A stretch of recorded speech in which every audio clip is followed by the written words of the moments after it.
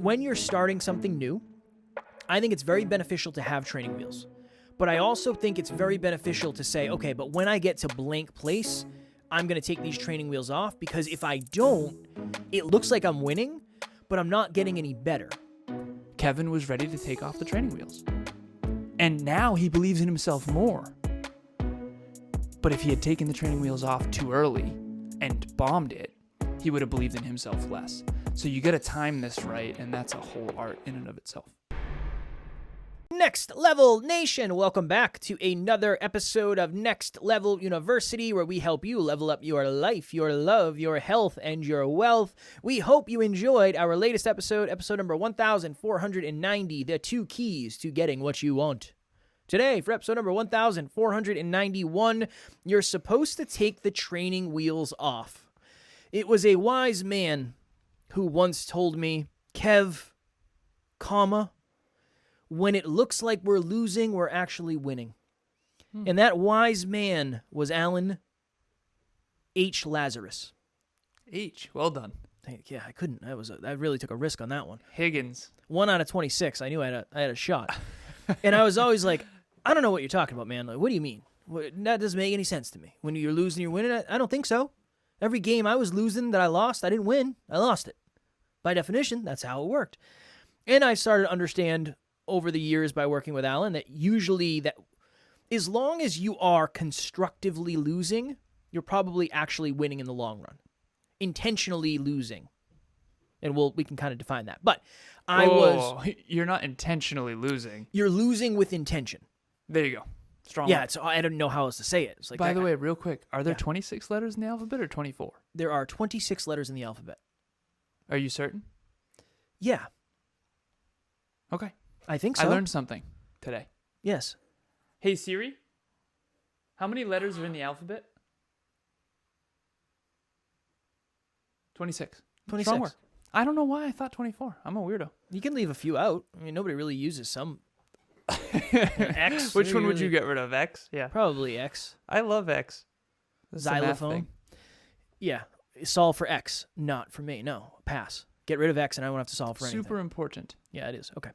I was on a coaching call with someone recently, and I absolutely love this client. She comes with a list of questions, and she just hammers through them. And you know me, Nice. I love when people ask me questions. And one of the things was, how do you guys do solo episodes? You and Alan do solo episodes. That's how you do it. And I said, well, it's not really like that because Alan's there and I'm there. But what I will tell you is for Podcast Growth I do solo episodes. It's just me. No co-host, no guest. And she said, how do you do that? Do you write out a script or do you have cheat sheets or how do you do it? And I said, where you are right now, I would be totally comfortable with you having a script, having cheat sheets, getting the app that is the teleprompter. You could definitely do that. And she said, all right, cool, I'll just do that forever. And I said, absolutely not. No, we can't do that forever. No way. No way.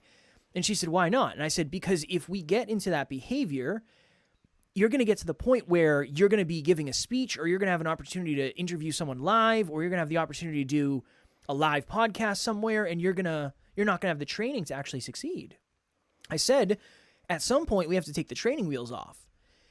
For some of us, that means not putting the training wheels on in the first place if we think we're going to struggle to take them off later. So imagine this, and you've heard us talk about this many times, but I just think it's very applicable in a situation like this.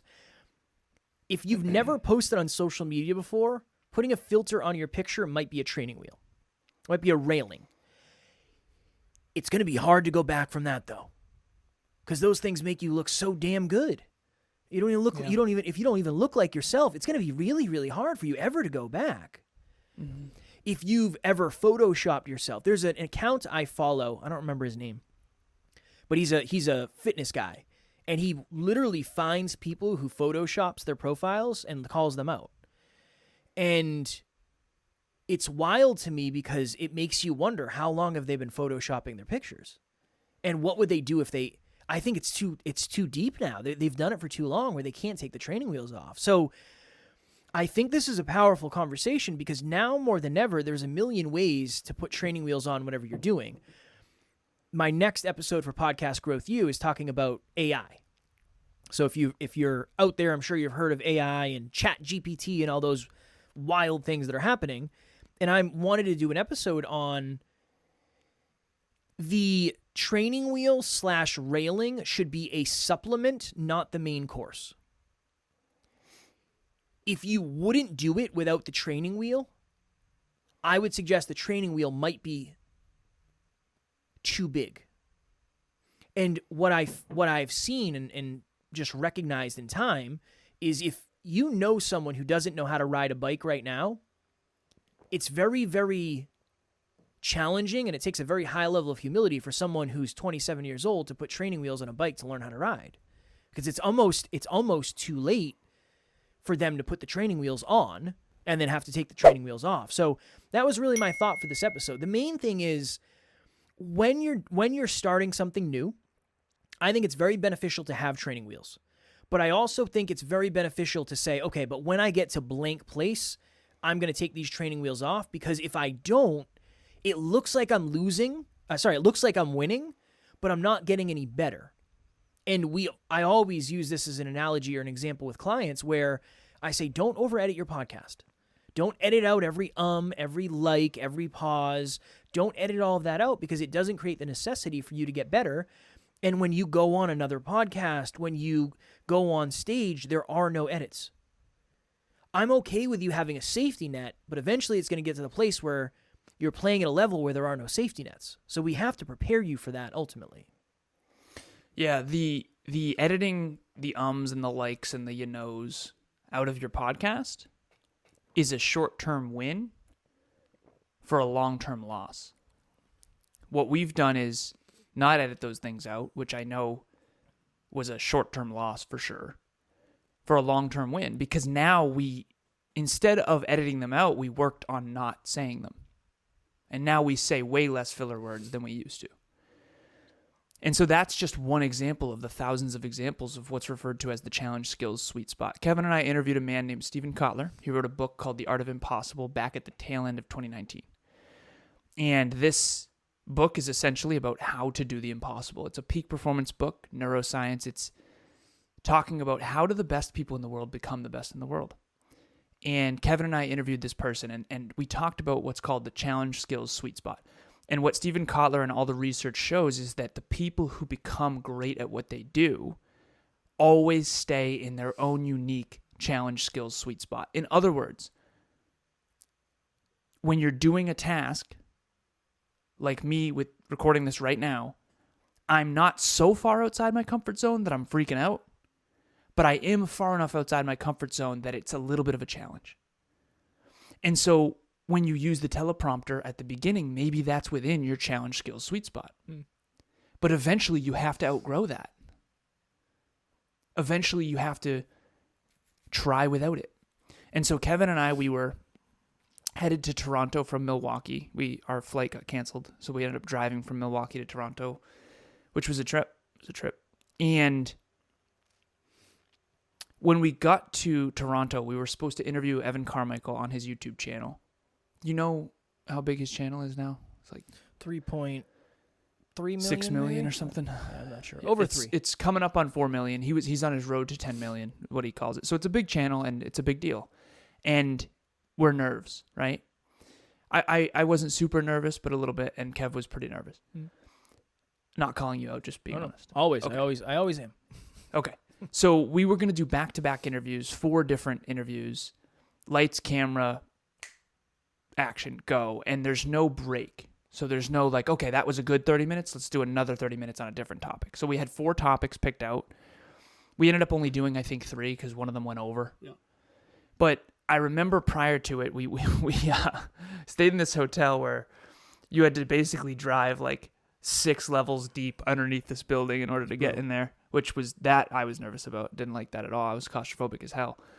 But I remember being in the parking lot and I said, Kev, I think we're good, man. You don't need the notes. You can prepare behind the scenes. I appreciate it. I remember I woke up. He always wakes up earlier than I do. And he was preparing his questions. And he had all these questions prepared and I wasn't as prepared. And that tends to be the way. But little did we know, now we understand this, we didn't before. What if I'm in my challenge skills sweet spot and you're in your challenge skill sweet spot. And I said, Kev, you're ready, man. He's like, what do you mean? I said, you don't need your notes. Can those. Can the notes. Now, you already prepared, so you have the questions in your consciousness. Let's just go and talk to Ev. We've done this hundreds of times at this point. We got this. We've interviewed people hundreds of times. You're good. You don't need notes. And he was like, Not a fan. Not a fan. But we did it, and I could tell you were super nervous at the very beginning, but you got into flow, and we crushed it. It was real good. So. Yeah, strong interviews. And that's a good example of Kevin was ready to take off the training wheels. And now he believes in himself more. But if he had taken the training wheels off too early and bombed it, he would have believed in himself less. So you got to time this right, and that's a whole art in and of itself. Hey, I wanted to give my experience working with Kevin and the rest of the Next Level University team. It has been such a seamless relationship. He is so easy to work with, Kevin, and he gives you all the information you need, but doesn't overwhelm you. He's also meets you where you're at. So whatever you want to do, he'll make it work. And it's just, there's no stress, there's no drama. And everybody else that I've worked with has been patient with me because I am not technologically savvy. So they've been helpful and patient and just encouraging. And it's just been a fantastic experience. I highly, highly recommend working with them. It's almost like you need... What's a good example of this? Okay. It's almost like you need enough jet fuel to get you going before your wings can start to carry you. You need a head start. You need a push. You need a little extra easier momentum. And I think that's what training wheels will do. Training wheels are something that will help you do something that you might not have the level of belief you can do, or you might not have the level of belief necessary to actually start. It puts it a little almost like it's on easier mode. You're in more control. There's less that could go wrong. The safety net is closer. And then ultimately the goal is to move the safety net down, down, down, down, down, down, down, and eventually you don't have it anymore. Eventually. Depending on what that looks like for you, it's gonna be completely different. But my early next level nugget, maybe not early, my next level nugget for this episode would be, when it comes to health, when it comes to wealth, and when it comes to love, where are your training wheels currently? If you're using filters on your pictures, like that might be one. Maybe you're using alcohol for social situations, okay, that might be one. Been there. Been the same for sure. That would be my next level nugget for this, because it just goes back to awareness. It goes back to awareness. If maybe you haven't checked in a minute, and maybe it's time to take one of those training wheels off. It might be time, and you might be fine without it. That interview went really, really, really well with Evan, because Alan pushed me to do that. So it was very uncomfortable. How did you know that it was time? I didn't. How did you? I didn't. I knew after. Yeah, that's the problem. I know. That's the problem. But here's the thing. In hindsight, it was clear, though? In hindsight, yeah. But I was willing to kind of risk it. I was comfortable enough. I mean, we know Evan. You and I know Evan at a deep enough level. Yeah. I know we've done this before. Even if I revert to my training, I had my notebook closed, so I could just open my notebook. Yeah. So I did have a safety net. You had the training wheels ready if you needed them. If I needed them. If I started to feel like I was getting the wobbles, then I could have threw one on. I could have bolted it on the side real quick. The Weeble wobbles. But you kind of don't know until you try. You don't really know. Right? It is that. You remember your first interview? Wellness, total wellness show? Oh, yeah. When it first starts, it's like, oh my God. Yeah, it's very scary. Very scary, right? Yeah. And then eventually it's not anymore. It's such a trip. Now I feel like that would be quite easy. But I've done 900, 800 other shows or 700, whatever it is. If you just said that and stopped there, how arrogant would that sound? Very arrogant. Yeah. I think, and again, I just want to share this with anyone. If there is anyone listening or watching that struggles with this, I used to say things like that, presupposing everyone understands that that's not arrogant. I've just done this a bunch. Yeah.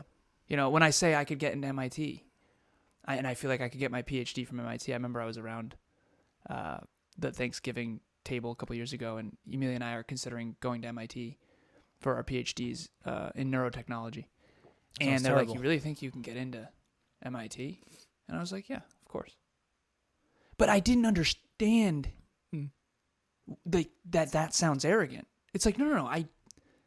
I'm certain that I have the grades. I'm certain that I blah, blah, blah. It's not like an arrogant thing. It's like, I know I've actually calculated that this is a high probability. It's an awareness thing.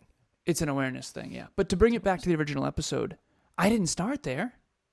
It's not like I'm 7 years old going, I'm going to get my PhD from MIT in neurotechnology, and it's a guarantee, and it's a very high probability they accept me. You know what I mean? That would be arrogant. Yeah, unless you're a boy genius. In which case, yeah, which is also possible. Tools and crutches. That's all it is. If you are using filters because that's the way that you overcome your fear of judgment to post on social media, that's a tool. If you only ever use filters and never outgrow that, it becomes a crutch. It becomes, and crutches are actually a good example. When I twisted my ankle, I sprained my ankle really bad back in intramural basketball back in the day. And I was on crutches, and in hindsight, I actually didn't rehab my ankle well because I stayed on crutches too long. And so the crutches are necessary at the beginning, but then eventually you have to start using your ankle again. What are you laughing at? I remember remember the puddle? There was a town park in the town Alan and I grew up in called the Puddle. Oh, yeah. And we used to play hockey. When the puddle froze over, we would play hockey. The people that lived near the puddle would bring lights out. It was awesome. It was amazing. And I was playing goalie one time, and I fell, and I thought I snapped my ankle. I was like, there's no possible way my ankle could ever bend the way it just did, but I sprained it really badly. And I took like 3 days off of work, and I'm not even kidding. I'm 100% serious. I went back to work because I needed the money, and I was literally dragging my foot behind the me, Walking Dead, man. climbing up the ladder. It was brutal. And my boss was like, "You sure you can work?" And I was like, "Absolutely. Yep." And I just weathered it until he left, and I was just like dragging it. It was brutal.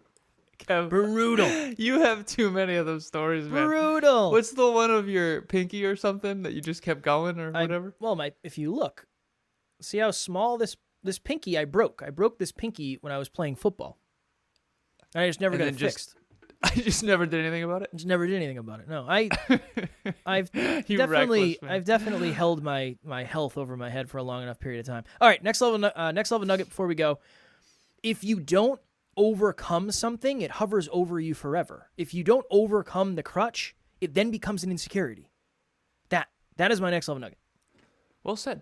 I appreciate that very much. Yeah, I feel like yeah. I've been connecting a lot of dots up in my brains lately. It's been good. So On the growth and the breakthrough front, it's been really good, for sure. Lately, I feel like I'm starting to get a lot of new stuff that I never understood before. life. And hopefully we're transferring that to all the listeners. That is the goal here. That's the goal for sure. That is the goal. My next level nugget would be just a question, which is what were once tools that have become Band-Aids, that have become crutches, that are holding you back? What tools are holding you back? You know? I mean, I remember, this will be the last example I give. I remember Snapchat. When I was a fitness model, Snapchat made you look so much better than the iPhone photos. I have some Snapchat photos that I look like a superhero in comparison to the iPhone photos. What is that about? And I used to use Snapchat, and I used to download the photos from Snapchat and use those instead of the iPhone ones because they look so much better.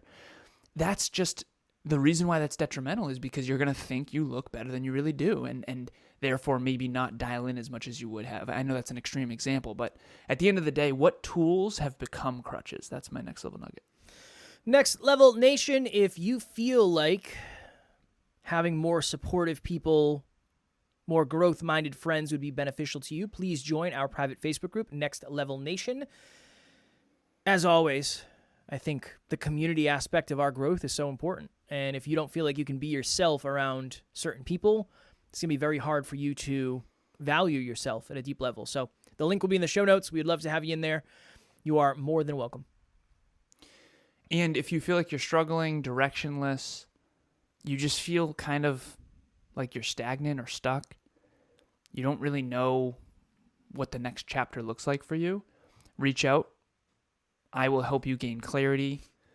The clarity will create certainty. The certainty will create confidence. The confidence will create new action. The new action will create momentum. The momentum will create massive results. That's the cycle of my coaching. I will inject clarity. I will help you unlock. Please reach out. Do I have a link that we can put in the show notes? Just email me, alan@nextleveluniverse.com, and say, hey, I'm interested in coaching. And we'll do a free session, completely free. And I also have a Calendly link that we're going to put in the show notes as well for a half an hour session if you want to book directly on my calendar. Right on. I don't know what tomorrow's episode is. Again, we're Jeffing this week, but I promise next week we will do better with all of this. Group coaching weeks are always heavy weeks to start. But as always, we love you. We appreciate you. Grateful for each and every one of you. And at NLU, we do not have fans. We have family. We will talk to you all tomorrow for episode number 1492. Take off those training wheels. Next Level Nation.